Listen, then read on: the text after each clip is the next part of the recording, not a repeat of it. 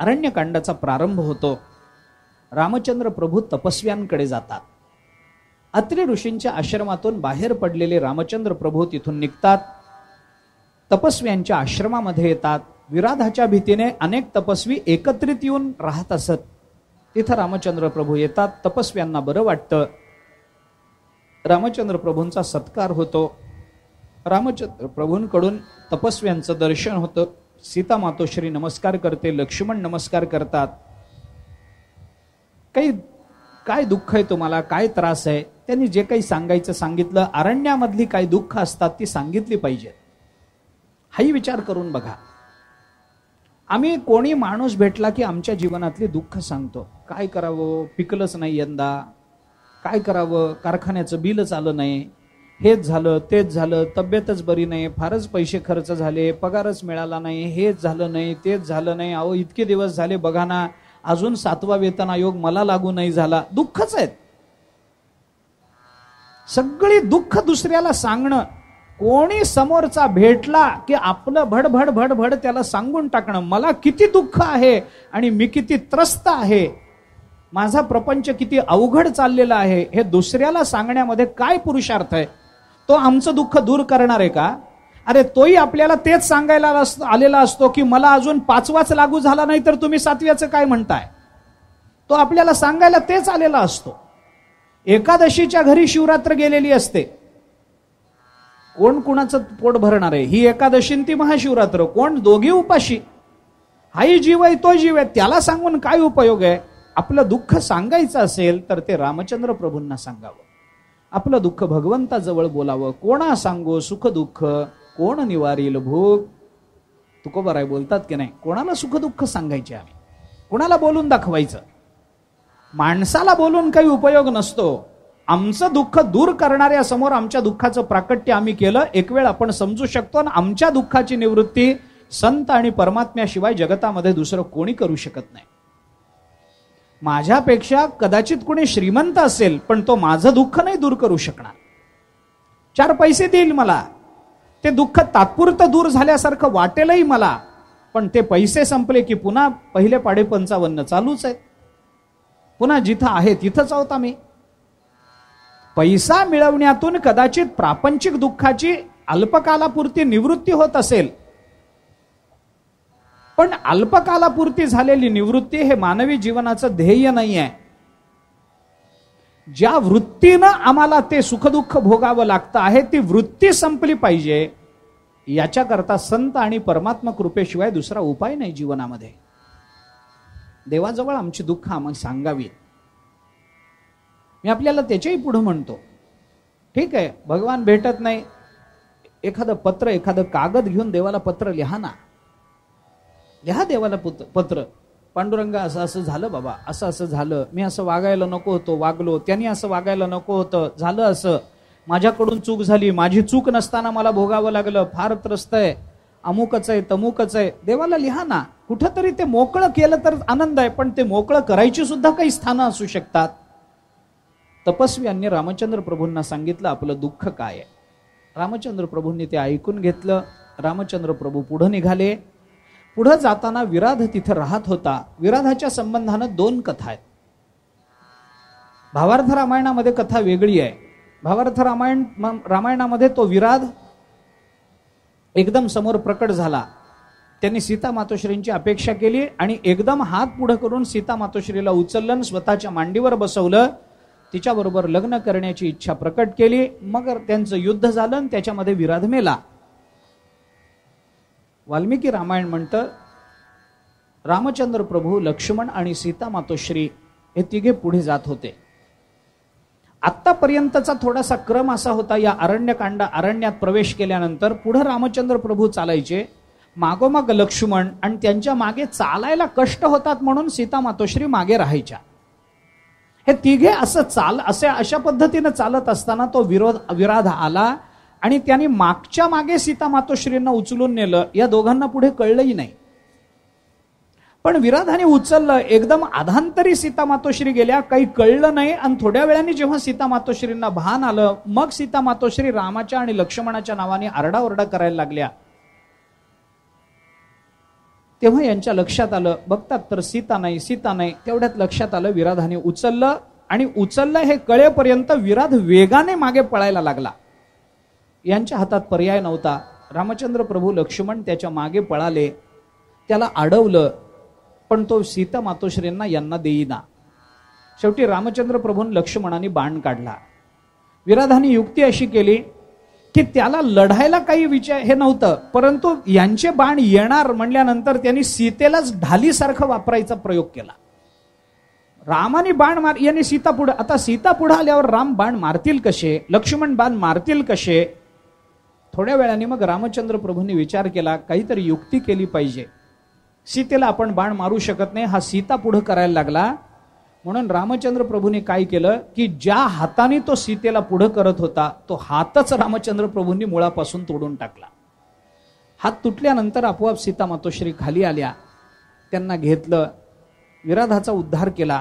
तिथून ते पुढे निघाले. मग विराधाने आपलं पूर्वचरित्र रामचंद्र प्रभूंना सांगितलं. ते पुढे जात असताना, विराधाचा वध वगैरे जात असताना झाला, त्याच्यानंतर पुढे जात असताना शरभंग ऋषींच्या आश्रमामध्ये जाण्याचं ठरलं. शरभंग ऋषींच्या आश्रमामध्ये जायला हे निघाले. शरभंग ऋषींच्या आश्रमाचा जो रस्ता होता त्या रस्त्यानं थोडंसं पुढे जाताना सीता मातोश्री आणि रामाचा एक संवाद वाल्मिकी रामायणामध्ये येतो. सीता मातोश्रीने रामचंद्र प्रभूंना असं विचारलंय की तुम्ही मला एक सांगा, माझ्या थोडी शंका निरसन माझं आहे तेवढं करा. रामचंद्र प्रभू म्हणाले, बोल ना, काय तुला शंका आहेत, काय शंका आहेत. आता चालत असताना काहीतरी बोलणं होणारच की नाही. सीता मातोश्रीने विचारलं, माझी शंका अशी आहे. काय म्हणे, मला एक सांगा की ज्या वेळेला कैकेयी मातेनं तुम्हाला 14 वर्षाचा तापस वेशातला दंडकारण्यातला वनवास सांगितला, त्यावेळेला अशाच भाषेत सांगितला ना काय की 14 वर्ष दंडकारण्यामध्ये तपस्व्याच्या भूमिकेमध्ये रामाने राहावं, असंच सांगितलं ना. हो म्हणे, असंच सांगितलं. म्हणून तर आपण जटा बांधल्या आहेत, वल्कल धारण केलेली आहेत, तपस्व्याच्या वेशातच आपण आलेलो. सीता मातोश्री म्हणते, माझी शंका तुम्हाला अशी आहे देवा की तुम्ही तपस्व्याच्या वेशात आलात बरोबर आहे, पण मला सांगा, आत्तापर्यंत आपण इतक्या तपस्व्यांना, ऋषी मुनींना भेटलो, कोणत्या तपस्व्याच्या हातात धनुष्यबाण आहे हो? बायका कसं शोधून काढतात बघा. कोणत्या तपस्व्याच्या हातामध्ये? तुम्हाला काय सांगितलंय कैकेयीने की तुम्ही तापस वेशामध्ये 14 वर्ष दंडकारण्याचं सेवन करायचं असं सांगितलंय ना. मग तापस वेशामध्ये जाताना तपस्व्याच्या हातात धनुष्यबाण लागतं कशाला, तलवार लागते कशाला, गरज काय त्याची? तुम्ही तपस्वी जर आहात तर अहिंसेचं पालन करा. अहिंसा धर्म महत्वाचा असतो, त्याचं पालन तुम्ही केलं पाहिजे. आणि तुमच्या दोघांच्याही हातामध्ये धनुष्यबाण आहे. बरं, एवढंच नाही, जे जे ऋषी भेटतायत ते तुम्हाला अजून वेगवेगळे अस्त्र प्रदान करतातच आहेत आणि तुम्ही घेतातच आहात. असं म्हणत नाही तुम्ही की आम्हाला तापसी राहायचंय, तपस्वी आहोत आम्ही, आम्हाला तप करण्याकरता आम्ही अरण्यामध्ये चाललेलो आहोत, आम्हाला शस्त्राची गरज नाही, कुणी मारलं तर मारू देत, असं अहिंसा धर्माचं पालन तुम्ही करायला पाहिजे होतं. हातात शस्त्र कशा करता? रामचंद्र प्रभूंनी सांगितलं. रामचंद्र प्रभू मनात म्हणतात, आत्ता जर आमच्या हातात शस्त्र नसती तर विराधानं हिला नेलं नसतं. आत्ताचा अनुभव हिच्या जवळ असताना सुद्धा हिच्या मनात हा प्रश्न यावा काय? आपल्या मनात शंका येतात, पण बऱ्याच वेळेला दैवाची योजना अशी असते की आपल्या जीवनात घडणाऱ्या घटनांमधून आपल्या शंकांचं निरसन होत असतं. आपण त्या घटनांचा अनुक्रम नीट लावत नाही आणि त्या घटनांकडे अंतर्मुखतेनं बघत नाही, ही आपली अडचण आहे. निर्माण होणाऱ्या शंका तशाच दूर होतात, कारण ज्या जीवनामध्ये शंका निर्माण होतात ते जीवनच आम्हाला शंकांचं उत्तर देत असतं. दैवाची योजना तशीच असते. आम्ही फक्त त्या घटना नीट बघत नाही, ती उत्तरं तशा अर्थाने शोधत नाही, आणि मग कळल्यावर म्हणतो अरे ते खरं म्हणजे तेव्हाच घडलं होतं, मग लक्षात का नाही आलं? कारण आम्ही डोळे उघडून त्या घटनांकडे पाहिलं नाही. घटना घडली होती, विराधाची घटना नुकतीच झालेली होती. खरं म्हणजे सीतेच्या अंतःकरणात असणारा हा प्रश्न तिने उच्चारायला नकोच होता, कारण जर त्यांच्या हातात शस्त्र नसती तर विराधाने हिला कधीच पळवून नेलं असतं. रावणाची गरजच पडली नसती, सगळं रामायण इथंच संपलं असतं. पण देवाच्या हातात धनुष्यबाण होतं म्हणून सीता वाचली ना. मग हे कळून सुद्धा सीता मातोश्री विचारते, रामचंद्र प्रभू रागावले नाहीत तिला. रागावणं हा त्यांचा धर्म नाही. म्हणून रामाचं चरित्र मला छान वाटतं. नवरा असून रागवत नाही हो. किती कमाल असेल रामचरित्राची मला कळत नाही. नवरा आहे पण रागावत नाही तो कधी सीता मातोश्री. कधीच रामचंद्र प्रभू सीतेवर रागावल्याचं दिसत नाही. रागावले नाही. त्यांनी तिला समजावून सांगण्याचा प्रयत्न केला. सीता मातोश्रीने ते समजून घेतलं. अगं असं कसं आहे, हे काय आहे काय नाही, आपण जरी तपस्वी असलो तरी आपण क्षत्रिय आहोत वगैरे त्यांनी बरंच समजावून सांगितलं. रामायणामध्ये सगळं आलंय ते. जरी तपस्वी आपण असलो तरी आपला मूळ जो क्षात्र स्वभाव आहे ते क्षात्र धर्म स्वभावजम किंवा हे आम्हाला सोडता येणार नाही. कारण आम्ही क्षत्रिय आहोत. समोरच्याच्या दुःखाचं निवारण करणं हा आमचा धर्म आहे. याच्याकरता दुसऱ्यावर कुणावर जर अत्याचार होत असतील तर आम्हाला ते दूर करावे लागतात. या जगतामध्ये सज्जनांना त्रास होऊ न देण्याची जबाबदारी आमची आहे. आम्हाला ते केलं पाहिजे. याच्याकरता म्हणून आम्ही धनुष्यबाण ठेवलं. त्यांनी सांगितले ते सगळं खरं आहे, पण आत्ता तुमचा धर्म तपस्व्याचा आहे का क्षत्रियाचा आहे? तुम्हाला वरामध्ये काय मागितलंय? कैकेयीची आज्ञा काय आहे? तुम्ही क्षात्र धर्माचं पालन करत 14 वर्ष वनवासात राहा अशी आज्ञा आहे का तपस्व्याच्या वेशामध्ये राहा? मग तुम्ही तपस्व्याच्या वेशात, तुम्हाला हे हिंसेचं काम करताय ऐकायलाच तयार नाही. रामचंद्र प्रभूंनी अनेक पद्धतीनं समजावून सांगितलं तरी सुद्धा सीता मातोश्री आपलं मूळ पालुपद तेच. सगळ्या पुरुषांना हे रामायणाने सांगून ठेवलंय की तुम्ही किती समजावून सांगा, बायका आपला मूळ मुद्दा सोडत नाहीत. रामचंद्र प्रभू म्हणाले ठीक आहे, आता काय किती समजावून सांगायचं, किती वेगवेगळ्या पद्धतीनं, तरी ती ऐकतच नाही. नाही पण तुम्हाला हिंसा करण्याचं कारणच नाही, तुम्ही अहिंसेच्या व्रतानंच राहिलं पाहिजे. रामचंद्र प्रभू म्हणाले ठीक आहे. थोडंसं पुढे झाले. सीता म्हणाली बोला ना, आता का जीभ, बोला माझ्या प्रश्नाचं उत्तर द्या. रामचंद्र प्रभू म्हणाले सीते ठीक आहे, ते बघ समोर काय दिसतंय, हे बघ एक मोठा डोंगर आपल्याला, बघ समोर काय आहे ते सांग बरं मला. सीता म्हणाली मला माहिती आहे, तुम्हाला अडचण आली की विषय बदलता. विषय बदलू नका, मला नेमकं सांगा काय आहे ते. रामचंद्र प्रभू म्हणाले जाऊ दे ना, मला त्याचं उत्तर देता येत नाही असं समज आणि पुढे बघ काय आहे मला सांग. मग सीता म्हणाली चला विजय झाला. आपल्या प्रश्नाचं उत्तर देवाला देता आलं नाही, चला बरं झालं. पुढं काय म्हणल्यानंतर डोंगर आहे, एक छोटीशी टेकडी आहे, पांढऱ्या रंगाची टेकडी दिसते. बरं टेकडी आहे का, बरं जाऊ आपण. म्हणून हळू रामचंद्र प्रभू लक्ष्मण आणि सीता मातोश्रींबरोबर त्या टेकडी जवळ आले. ती छोटी टेकडी नव्हती, मानवी हाडांची बनलेली ती टेकडी होती. अनेक हाडं, तोंड, ते सगळे कपाल वगैरे सगळे असे बनलेली मोठी टेकडी. सीता मातोश्री एकदम किंचाळली, अहो काय हे, कुठं आणलं तुम्ही, हे काय आहे? एवढ्या उंचीचा असा ढीग रचला गेलाय, हाडं दिसतायत, सगळी कवट्या दिसतायत, सगळे शरीराचे सापळे दिसतायत, त्याच्यामध्ये काय आहे? रामचंद्र प्रभू म्हणाले इथं आसपास राहणाऱ्या ऋषी मुनींना जे किंवा येणाऱ्या जाणाऱ्या पंथस्थांना, इथल्या आजूबाजूच्या ग्रामस्थांना या अरण्यामध्ये राहणारे राक्षस त्रास देतात, त्यांना खातात आणि खाऊन त्यांची हाडं इथं टाकून देतात. या हाडांचा हा ढीग झालाय तो पर्वतप्राय आहे. हे ऐकल्याबरोबर सीता मातोश्रीने विचारलं असं काय गुन्हा आहे त्या लोकांचा म्हणून हे राक्षस त्यांना खातात? रामचंद्रांनी सांगितलं काही गुन्हा नाही, काही गुन्हा नाही, पण निष्कारण वैरिण्य जगती हेच खरं आहे, हेच खरं आहे. मृगमीन सज्जनानाम तृणजल संतोष विहित वृत्तीनाम लुब्धक धीवर पिशुना निष्कारण वैरिणो जगती. हे विनाकारण यांना त्रास देतात.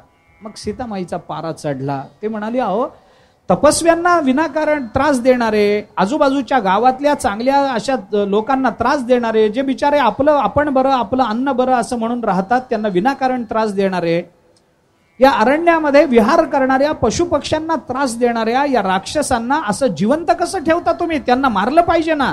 रामचंद्र प्रभू म्हणाले ह्याच्याकरताच आम्हाला शस्त्र घ्यावं लागतं, कळलं तुला?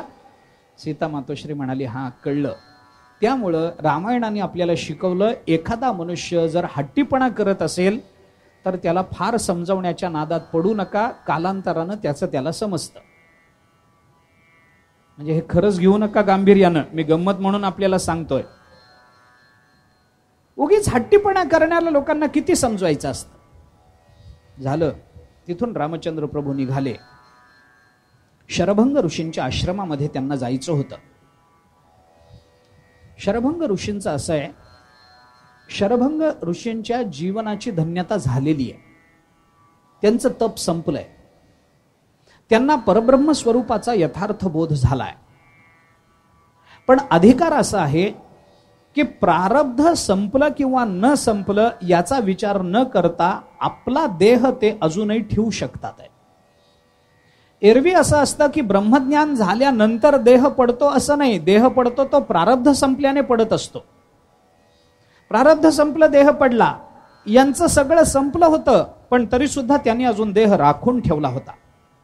तो देह त्यांचा तसाच. रस्त्याने जाताना शरभंग ऋषींच्या आश्रमामध्ये, आश्रमाच्या बाहेर काही देवता दिसल्या. रामचंद्र प्रभूंनी त्यांना विचारलं, कोण तुम्ही? त्यांनी सांगितलं, आम्ही देव आहोत. इथं कशा करता? काय ऋषींकडे काय म्हणून आलाय? काही नाही, दर्शना करता आलो. या ऋषींचं दर्शन घेतलं, जीवन धन्य होतं असं वाटतं, म्हणून दर्शना करता आम्ही आलेलो आहोत. आणि आमचं दर्शन झालंय आणि आम्ही निघालो होतो. तेवढ्याच शरभंग ऋषीने आम्हाला सांगितलंय, या अरण्यामध्ये नुकताच रामचंद्र प्रभूंचा आत्ता प्रवेश झालाय, ते माझ्याकडे येत आहेत, तेव्हा आलाच आहात तर त्यांचंही दर्शन करून जा, म्हणून आम्ही इथे थांबलेलो आहोत. हे सांगितल्यानंतर रामचंद्र प्रभूंना शरभंगांबद्दल आदर वाटला. यांना कळलं कसं काय, सगळा विचार रामचंद्र प्रभूंनी केला. आत गेले. शरभंग ऋषी आसनावर बसलेले. उठले, रामचंद्र प्रभूंचा सन्मान केला. रामचंद्र प्रभूंशी काही बोलणं झाल्यानंतर शरभंग ऋषींनी सांगितलं, म्हणे देवा, माझं सगळं संपलंय. जन्माला येऊन ज्या विचाराने, ज्या तत्वप्राप्तीने आपल्या जीवनाची धन्यता करून घ्यायची असते, ती तत्व मला प्राप्त झालेली आहे. आता मला मिळवण्यासारखं काही राहिलेलं नाही. धन्योहम धन्योहम कर्तव्यम मेन विद्यते किंचित. माझं कर्तव्यही काही राहिलेलं नाही. आणि धन्योहम धन्योहम प्राप्तव्यम सर्वमध्ये संपन्नम. माझ्या जीवनामध्ये काही मला मिळवायचंही राहिलं नाही. ना कर्तव्य राहिलंय ना प्राप्तव्य राहिलंय. माझं जीवन अत्यंतिक धन्य आहे. माझं शरीरही आता नश्वर आहे हे मला कळालेलं आहे. मला काही त्या शरीराबद्दलही लोभ राहिलेला नाही. पण तरी मी हे शरीर सांभाळून ठेवलंय, कारण तुम्ही या अरण्यामध्ये येणार आहात याची मला जाणीव आहे. आणि तुमचं दर्शन घेऊन मग मी इथून ब्रह्मलोक गमन करावं असं मला वाटतं, म्हणून मी फक्त थांबलोय. तुम्ही आलात, मला खूप बरं वाटलं. गंमत कशी आहे, रामायण पुन्हा आपल्याला काय शिकवतं याचा विचार करा. परब्रह्म स्वरूपाचा बोध झालेला महात्मा, जो निर्गुण निराकार परमात्म्याची ज्याला प्रत्यभिज्ञा झालेली आहे, निर्गुण निराकार परमात्मा स्वरूप जो झालेला आहे, त्याचा देह सोडून द्या, पण आत्मस्वरूपानं तो परमात्म रूप झालेला आहे. अशा सर्वत्र ब्रह्म पाहणाऱ्या महात्म्याला सुद्धा रामचंद्र प्रभूंच्या सौंदर्याचं वेड आहे. रामचंद्र प्रभू सगुण साकार आहेत, पण रामायण आपल्याला सांगतं, निर्गुणाची प्राप्ती झाल्यानंतरही सगुणाच्या दर्शनाचा आनंद निर्गुणाच्या प्राप्तीपेक्षा विलक्षण असतो, विलक्षण असतो. शरभंग ऋषी तिथं थांबले. रामचंद्र प्रभूंचं दर्शन झालं. दर्शन घेऊन शरभंग ऋषी ब्रह्मलोकाला प्राप्त झाले. रामचंद्र प्रभूंनी ते सगळं केलं. रामचंद्र प्रभूंनी त्यांचं दर्शन घेतलं. तिथून रामचंद्र प्रभू निघाले. शरभंग ऋषींच्या आश्रमातून बाहेर पडले. अरण्यकांडामध्ये प्रत्येक ठिकाणी भगवान जास्त दिवस राहिले नाहीत. काही ठिकाणीच भगवंताचा 6-1 महिन्याचा मुक्काम आहे. काही जणांनी 6 महिने भगवंताला ठेवून घेतलंय. काही ठिकाणी भगवान स्वतः राहिलेत. पण या प्रवासामध्ये भगवंताचा मुक्काम जास्तीत जास्त एखादा दुसरा दिवस. ब्रह्मदेवानी शरभंग ऋषींचं वरती स्वागत केलं.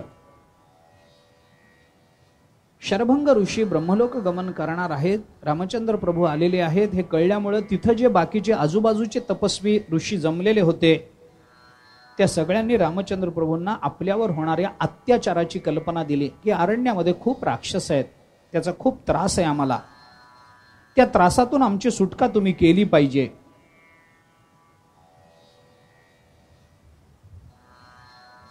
असे वेगवेगळे ऋषी तिथं होते. त्यांची नावं दिली आहेत.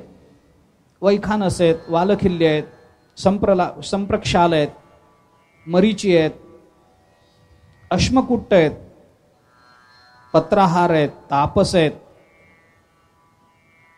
अनेक ऋषी आहेत. वेगवेगळ्या पद्धतीची यांची साधना चालू आहे. वैखानस कोण?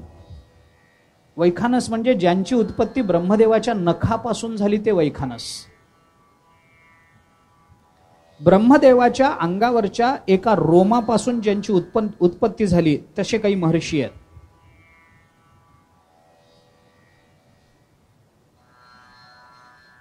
काही संप्रक्षाल आहेत. संप्रक्षाल म्हणजे कोण आहेत? एकदा जेवण झाल्यानंतर आपल्या जवळचं भांड धुवून टाकतात, म्हणजे पुन्हा आपल्याला जेवण मिळेल की नाही याची चिंता न करता भगवंतावर अवलंबून राहतात. ते संप्रक्षाल ऋषी आहेत. असे वेगवेगळे ऋषी तिथं होते. त्या सगळ्यांनी मिळून भगवंताला सांगितलं की इथं आम्हाला खूप त्रास होतो. भगवंतांनी सांगितलं हरकत नाही, मी इथून जाईपर्यंत मी तुम्हाला सगळ्या त्रासातून मुक्त करीन, तुम्ही चिंता करू नका. तिथून रामचंद्र प्रभू लक्ष्मण आणि सीता मातोश्रींबरोबर पुढे निघाले. सुतीक्ष्ण ऋषींचा आश्रम लागला. तिथं जाऊन भगवान थांबले. त्यांच्याबरोबर काही तत्वचर्चा झाली. रात्री सुतीक्ष्णांच्या आश्रमावरती भगवंताचा निवास झाला, मुक्काम झाला. सकाळी उठून त्यांनी सुतीक्ष्णांचा निरोप घेतला. तिथून पुढे निघाले. पुढे निघाल्यानंतर सीता मातोश्रींचा त्यांचा आणखीन काही संवाद झाला. तो संवाद करत करत करत ते पुढे निघाले होते. रामचंद्र प्रभूंना सीता मातोश्रींनी पुन्हा तेच विचारलं. रामचंद्र प्रभू म्हणाले, नाही, मी याच्याकरताच इथं आलेलो आहे, तर ते माझं कर्तव्य कर्म मला केलं पाहिजे. असं बोलत असताना पंचाप्सरा सरोवरावरती मंदकर्णी नावाचे एक ऋषी राहत होते. तिथपर्यंत ते आले.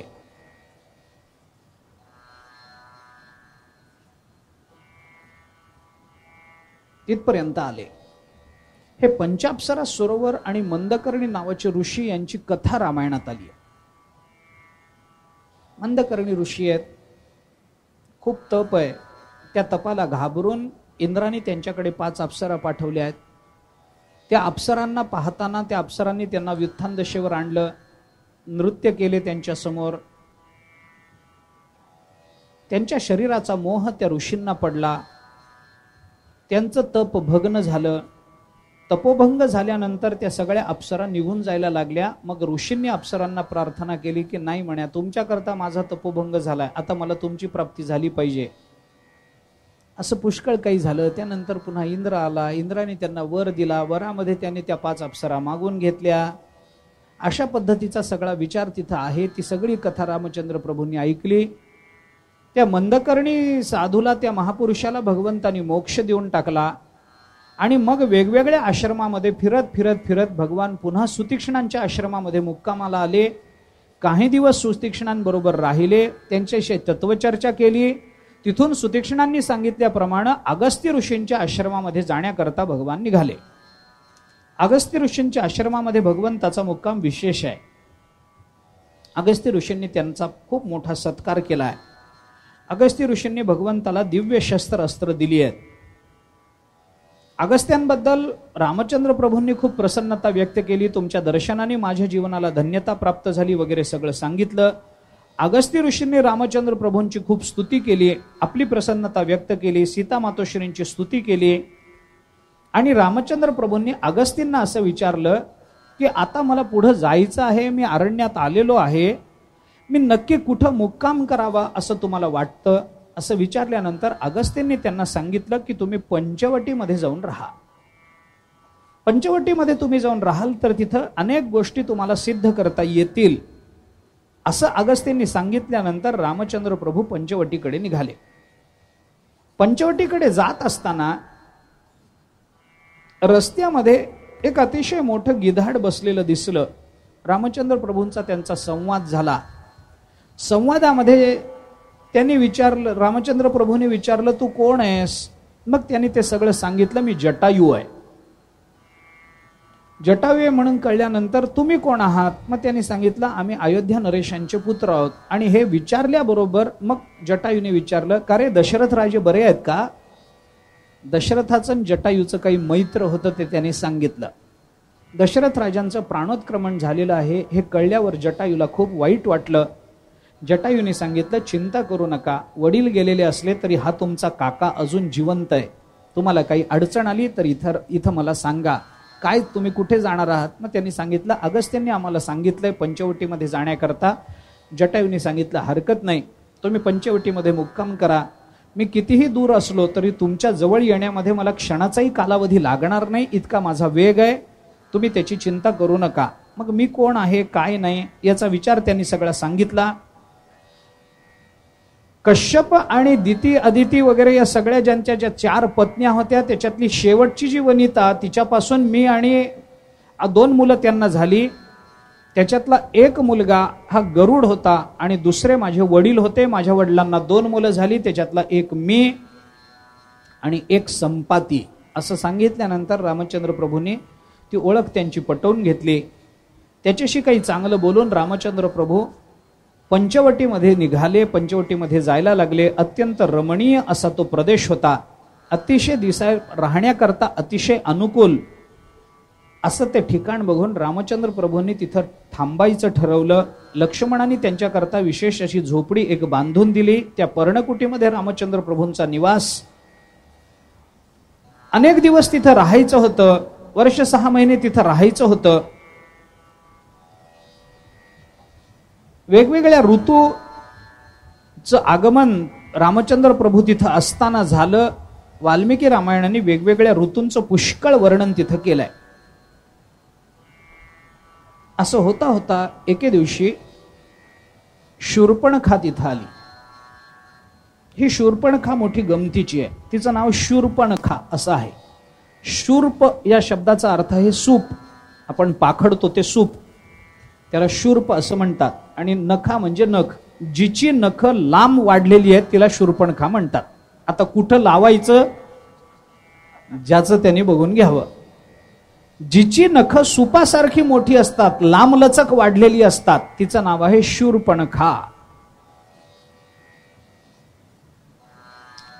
आता शूर्पणखेची फॅशन आहे म्हणतात, माहित नाही काय आहे ते.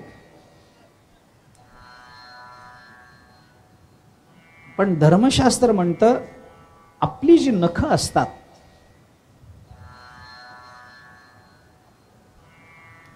ती नख जी बोट संपल्यानंतर पुढे पांढरेपणाने वाढतात, तो पांढरा रंग आपला दुसऱ्याला दिसू नये अशी नख असावी, असं धर्मशास्त्राचं म्हणणं आहे.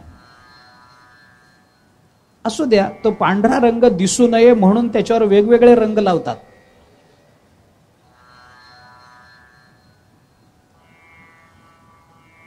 शूर्पणखा तिथं आली. ही शूर्पणखा तिथं आल्यानंतर त्या शूर्पणखेने ते सगळं बघितलं. राम आहे, लक्ष्मण आहे, त्याची वेगवेगळी चरित्र अनेक ठिकाणी आलेली आहेत. पहिल्यांदा ती रामाकडे आली. रामाच्या बद्दल तिच्या अंतःकरणामध्ये मोह निर्माण झाला. मग रामाच्या कडे तिने तू माझ्याशी लग्न कर म्हणून सांगितलं. मग रामचंद्र प्रभूंनी तिला सांगितलं मी एकपत्नी व्रत धारण केलेलं आहे, हे सगळं तिला सांगितलं. मग ती म्हणाली ठीक आहे, तुझं नाही तर नाही, निदान तुझा भाऊ चांगला आहे तो तरी मला दे. असं पुष्कळ काही काही ठिकाणी त्या संबंधामध्ये आलेलं आहे.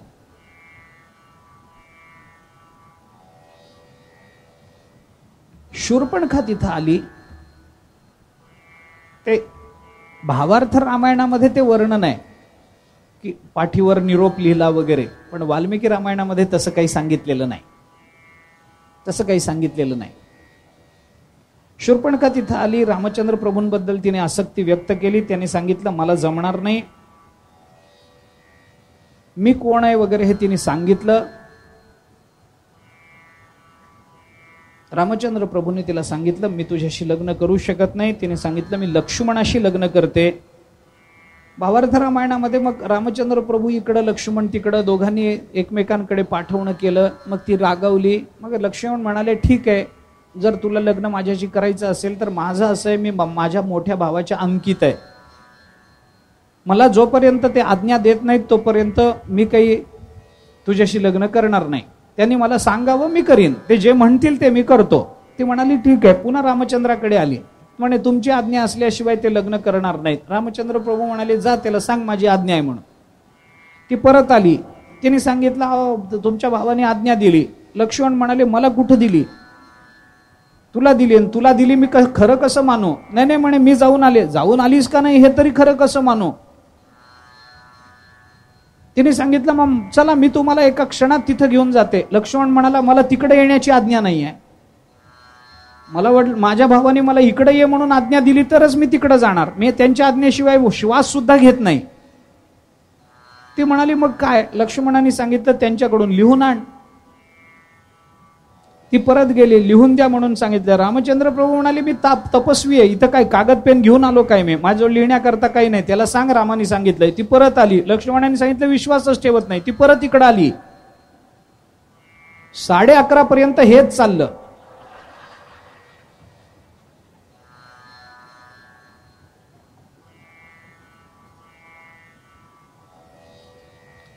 शेवटी रामचंद्र प्रभूंनी तिच्या पाठीवर लिहिलं असं म्हटलंय, पण नाथ महाराजांनी तसं म्हटलं नाही. नाथ महाराज म्हणतात, ती इतकी विचित्र होती. तिला बघितल्याबरोबर रामचंद्र प्रभूंनी ती राक्षसी आहे हे ओळखलं. तिच्या डोळ्यावरून त्यांच्या ते लक्षात आलं. मग तिच्या पाठीवर लिहिलेलं तिला कळू नये म्हणून पाठीच्या खाली कमरेवर लिहिलं असं नाथ महाराजांनी म्हटलंय. पण पाठीमागे लिहिलं एवढं खरं नाथ महाराजांच्या म्हणण्यानुसार. तर काय लिहायचं म्हणून रामचंद्र प्रभूंनी, तू हिच्याशी लग्न कर असं नाही लिहिलं. स्वाभाविक आहे, कसं लिहितील? हिला विद्रूप कर, हिला मारू नये. ही स्त्री आहे पण हिला विद्रूप केलेलं चालेल. ती घेऊन आली. तिला वाटलं तोच निरोप दिलाय. लक्ष्मणाने तिला विद्रूप करून टाकलं. शूर्पणखा विद्रूप झाली. पुढे एक फार वेगळा प्रसंग तिथं घडला. ती गेली. तिथून पुढे ती परत गेली. आपल्या भावांना सांगितलं ते पुढे परत येणार आहेत, ते पुढे येईलच. एक 2 घटना मोठ्या विलक्षण नंतर तिथं पंचवटीमध्ये घडल्या आहेत. छोट्याशा घटना आहेत, ते सांगून आज आपण थांबूया. पहिली घटना अशी घडली, जी घटना बघण्यासारखी आहे. छोटीशी घटना आहे, फार हे नाहीये. रामायणामध्ये फारसं त्याची दखलही घेतली नाहीये, पण ती अधोरेखित करणं आवश्यक आहे म्हणून करतो. रामचंद्र प्रभू, सीता मातोश्री आणि लक्ष्मण पंचवटीमध्ये जिथे राहत होते, एके दिवशी रामचंद्र प्रभू स्नानाकरता म्हणून काही बाहेर पडले. सीता मातोश्री जोपर्यंत रामचंद्र प्रभू समोर आहेत तोपर्यंत झोपत नव्हत्या. रामचंद्र प्रभू आत्ता नाहीत म्हणून थोड्या वेळ विश्रांती घ्यावी म्हणून सीता मातोश्री लवणल्या. डोळा लागला. वारा सुटला होता. सीता मातोश्रींच्या अंगावरचा पदर एकदम वाऱ्याने बाजूला झाला. लक्ष्मण तिथंच आहेत. तिथंच लक्ष्मण उभे आहेत. लक्ष्मणाच्या मनामध्ये काही बघणं नाही, काही विकार नाही, काहीच नाही. सीता मातोश्री तर गाढ झोपेत आहेत. अंगावरचं वस्त्र उडून बाजूला पडलंय, पूर्ण वस्त्र. तेवढ्यात रामचंद्र प्रभू आले. त्याने बघितलं पत्नीच्या अंगावरचं वस्त्र वाऱ्याने उडलंय आणि लक्ष्मण तिथंच उभा आहे, पण खाली मान घालून शांत चित्तानं तो रक्षण करतोय. रामचंद्र प्रभू तिथं काय बोलले आणि लक्ष्मणाने त्याला काय उत्तर दिलं हे फार महत्वाचं आहे. वास्तविक रामायणामध्ये लक्ष्मण काहीतरी बोलतात आणि रामचंद्र प्रभू तत्वज्ञान सांगतात, पण हा प्रसंग असा आहे की इथं रामचंद्र प्रभूंनी काही बोलणं केलंय आणि त्याच्यावर लक्ष्मणाचं उत्तर आहे, जे ग्रहण करण्यासारखं आहे. रामचंद्र प्रभूंनी ते बघितलं.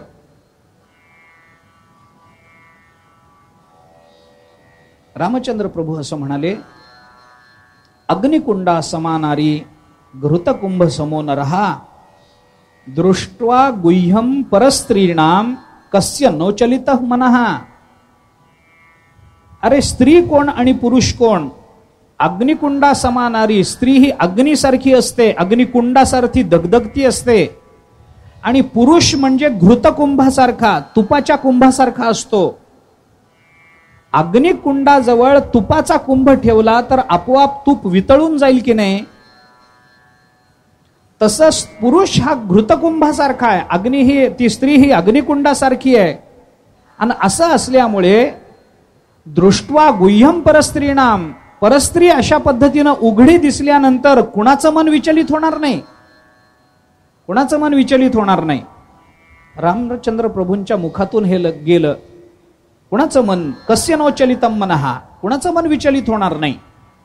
आणि हे रामचंद्र प्रभूंच्या मुखातून बाहेर पडल्या बरोबर लक्ष्मणाने त्याला उत्तर दिलं, पिता यस्य शुचिर्भूतो माता चापि पतिव्रता श्री रामसेवा निरतम तस्यैव निश्चलम मनः. लक्ष्मण असं बोलतात, ज्याचा पिता शुचिर्भूत आहे, ज्याची माता पतिव्रता आहे, आणि जो नित्य रामसेवेमध्ये मग्न आहे, त्याचं मन कधीही विचलित होत नसतं. लक्ष्मणाचं उत्तर ऐकून रामचंद्र प्रभूंना अत्यंत आनंद वाटला. सीतेला देखील लक्ष्मणाबद्दल नितांत आदर वाटला. पुरुष असावा तर असा. विषय समोर नसताना कुणालाच विषयाची अपेक्षा नसते, पण विषयाच्या प्राकट्यामध्ये, विषयाच्या प्राप्तीमध्ये जर माणसाच्या अंतःकरणात काही विचलितता निर्माण होत नसेल तर मग त्याला खरा माणूस म्हणावं, तो पुरुषार्थ मानावा.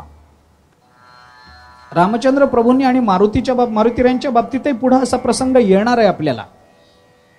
सीता शुद्धी करता ज्या वेळेला मारुतीराय लंकेमध्ये गेले त्यावेळेला सीता कशी आहे मारुतीरायांना माहिती नाही आहे. ते तिथे गेले, त्यांना वाटलं रावणाने आपल्या महालात ठेवली असेल म्हणून रावणाच्या महालात घुसले.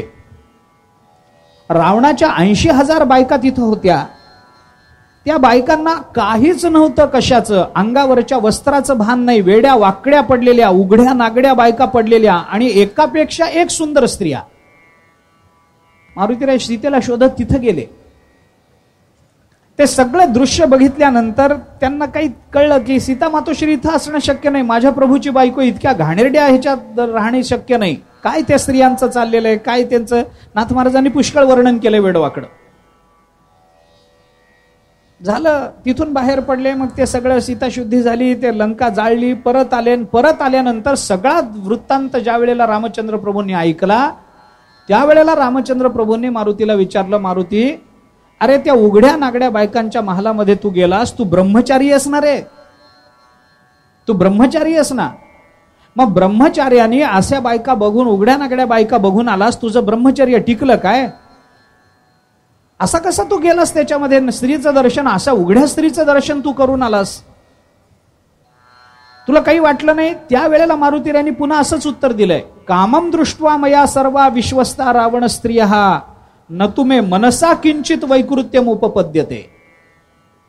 मारुतीराय रामचंद्र प्रभूंना असं बोलले, कामानं मोहित झालेल्या रावणाच्या 1000 स्त्रिया उघड्या वागड्या मी तिथं बघितला. कामम दृष्ट्वा मया सर्वा विश्वस्ता रावण स्त्रियः, पण न तुमे मनसा किंचित वैकृत्यम, पण माझ्या मनामध्ये किंचित सुद्धा विकार निर्माण झाला नाही देवा तुमच्या कृपेनं.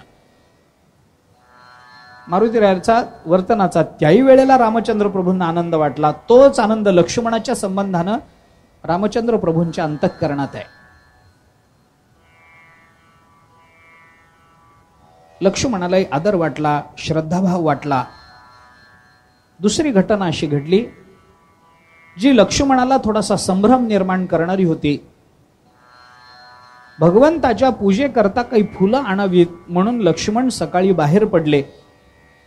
काही फुलं तोडत होते. तिथं जवळ एक राक्षस बसला होता.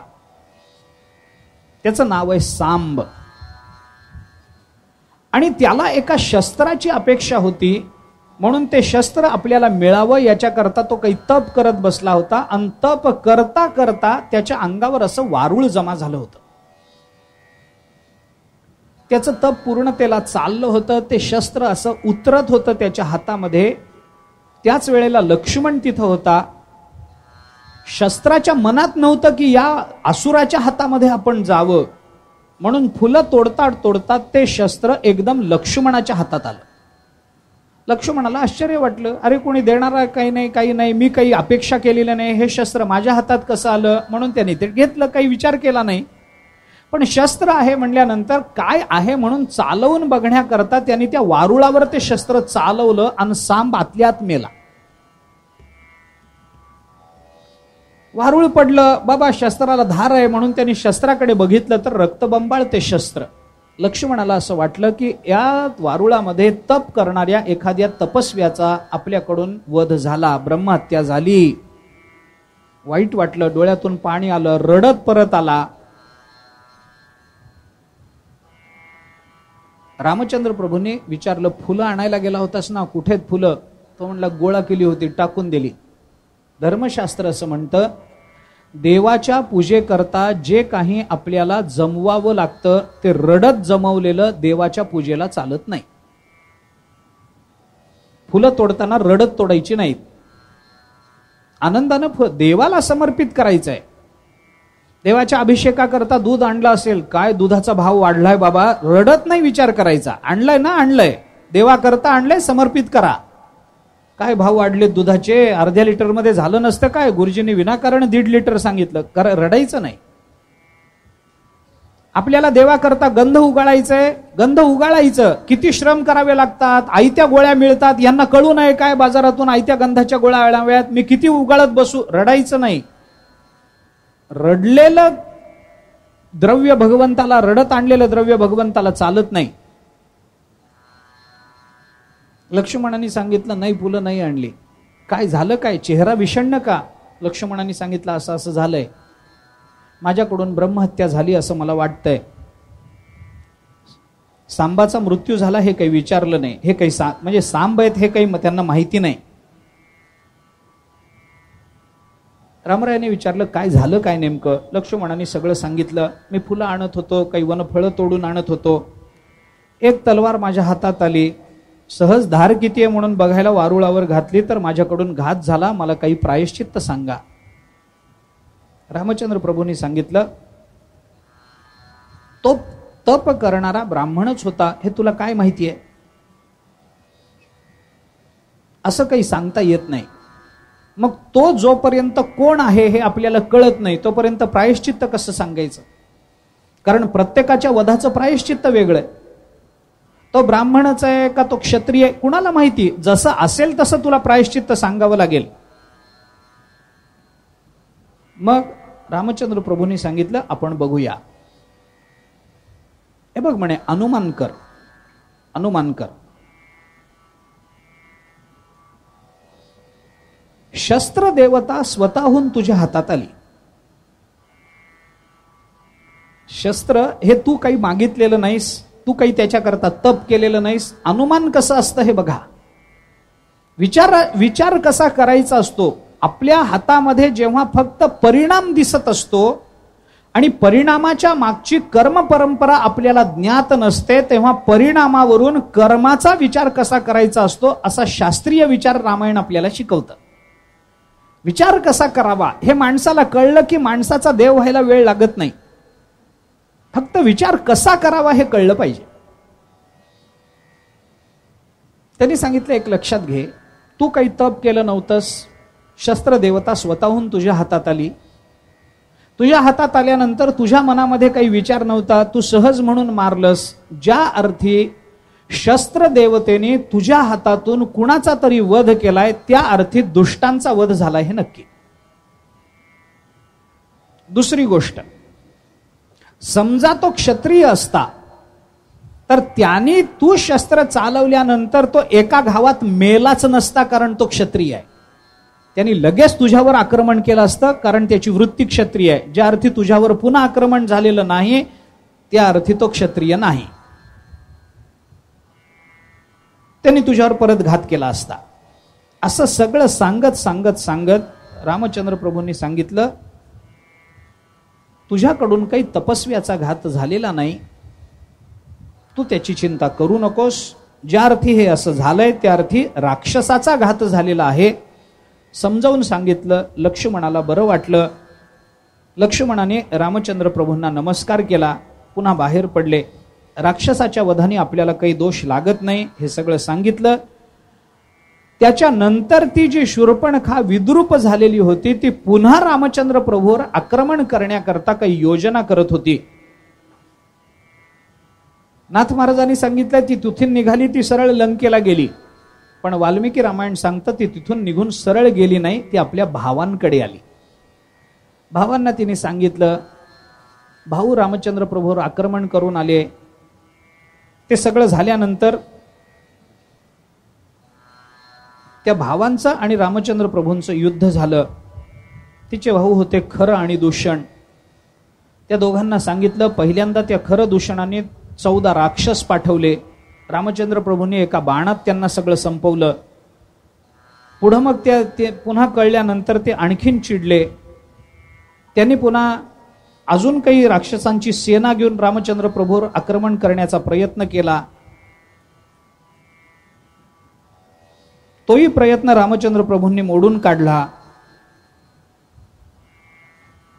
खराने सगळा वृत्तांत सांगितल्यानंतर पुन्हा 14,000 सेनेबरोबर खर आणि दूषण हे दोघेही पंचवटीमध्ये आले. रामचंद्र प्रभू आणि खर दूषणाचं अत्यंत भयानक असं युद्ध झालं.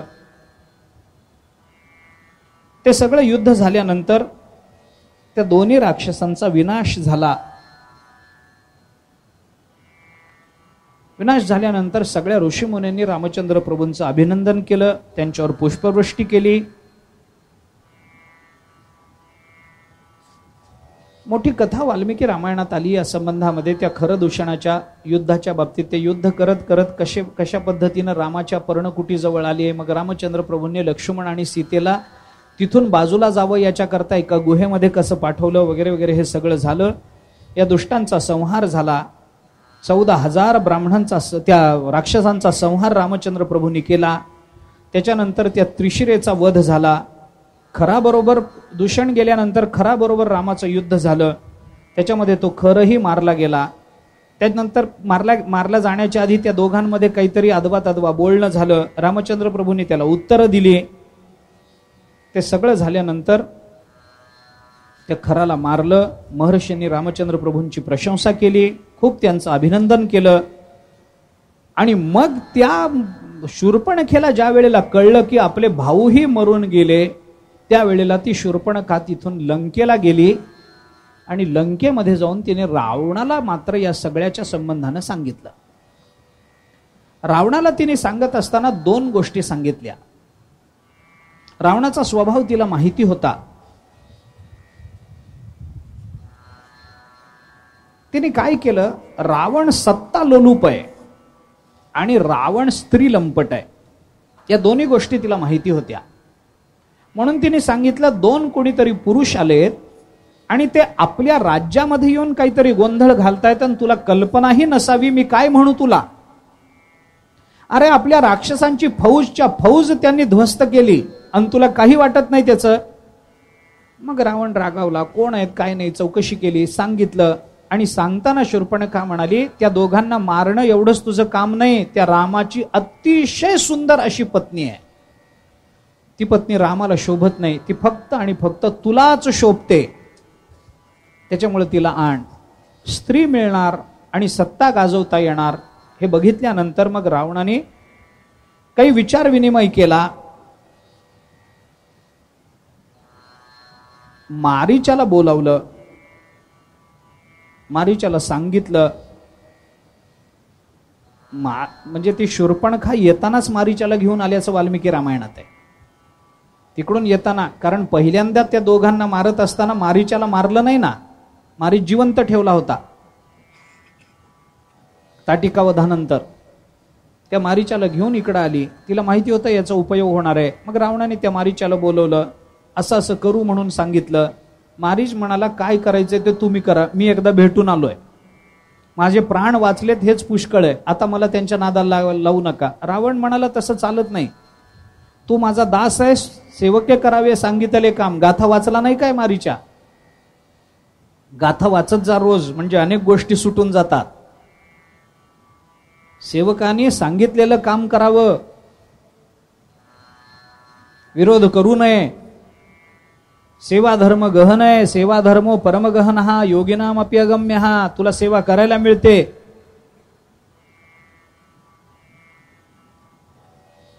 मारीच्याला बोलवून मारीच्याला सांगितलं. मारीच पहिल्यांदा तयार नाही. रावणाने सांगितलं जर तू गेला नाहीस तर मीच तुला मारीन. मग मारीच तयार झाला. सुवर्ण मृगाचं रूप घेऊन तो रामचंद्र प्रभूंकडे येणार, सीता मातोश्रीकडे येणार आहे. त्यांच्या अंतःकरणामध्ये स्वतःबद्दलचा लोभ निर्माण करणार आहे. सीता मातोश्रींचं अपहरण होणार आहे. या सगळ्या गोष्टी आपल्याला बघायच्या आहेत त्या संध्याकाळच्या सत्रामध्ये. आता पुढचे काही कार्यक्रम आहेत. आज अक्षय तृतीया आहे, त्यामुळे कुंभदानाचा विधी असतो, तर्पण विधी असतो. ज्यांना करायचा आहे त्यांच्याबद्दलच्या सूचना काल दिलेल्या आहेत. पण आज अक्षय तृतीया आहे. वैकुंठवासी सद्गुरू श्री महाराजांचा आज जन्मदिवस आहे. अक्षय तृतीया म्हणून 3.5 मुहूर्तांपैकी जसा हा एक महत्वाचा मुहूर्त सर्वांकरता आहे, तसं आपल्याकरता, आपल्या परंपरेकरता हा मुहूर्त त्या 3.5 मुहूर्तापेक्षाही जास्त महत्वाचा आहे. आम्हाला पाडव्यापेक्षा अक्षय तृतीया महत्वाची वाटते. आम्हाला दसऱ्यापेक्षा अक्षय तृतीया महत्वाची असते. कारण या दिवशी एका संत महानुभावाचा अवतार या महाराष्ट्रामध्ये झाला की ज्यांनी सामान्यातल्या सामान्य माणसापासून विद्वानातल्या विद्वानांपर्यंत सर्वांना ज्ञानेश्वरीचं वेड लावलं.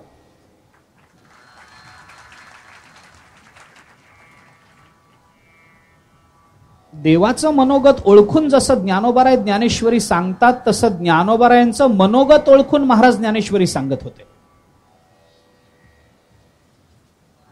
गीतेमध्ये भगवंतानी अर्जुनाला काय सांगितलं हे मनोगत ज्ञानोबारायांनाच कळलं, तसं ज्ञानोबारायांचं मनोगत महाराजांना कळालं.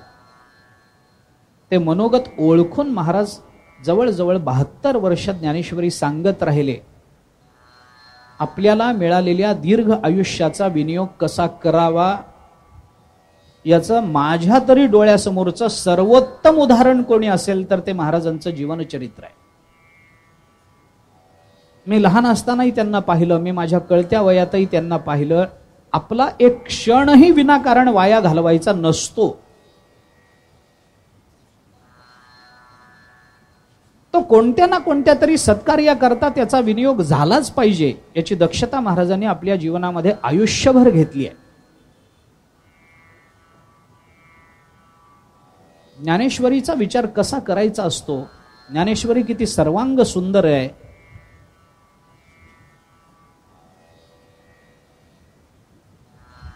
पांडुरंगरायाच्या बद्दल श्रद्धाभाव महाराजांच्या अंतःकरणात होताच, अपरंपार होता. ते तर उपास्यच आहे, प्रश्नच नाही. पण महाराजांना पांडुरंगापेक्षा ज्ञानोबाराय आवडायचे. ज्ञानेश्वर महाराज म्हणलं की त्यांचा देहभाव हरपून जावा, इतकं प्रेम त्यांनी ज्ञानेश्वरीवर केलं. अर्थात ज्ञानेश्वरीवर केलं म्हणजे इतर वाङ्मयावर केलं नाही असं नाही, पण ज्ञानेश्वरी म्हणजे महाराजांचा बहिश्चर प्राण होता. ज्ञानेश्वरी ग्रंथ म्हणजे त्यांना असं वाटायचं हा आपला बाहेर काढून ठेवलेला प्राण आहे, हा आपला आत्मा आहे. इतक्या श्रद्धेने त्यांनी ज्ञानेश्वरीकडे पाहिलं, इतक्या प्रेमास्पदाच्या दृष्टीने त्यांनी परमप्रेमास्पद म्हणून ज्ञानेश्वरीकडे पाहिलं. महाराजांची आज जयंती आहे. आपल्या परंपरेकरता हा एक अत्यंत महत्वाचा दिवस आहे.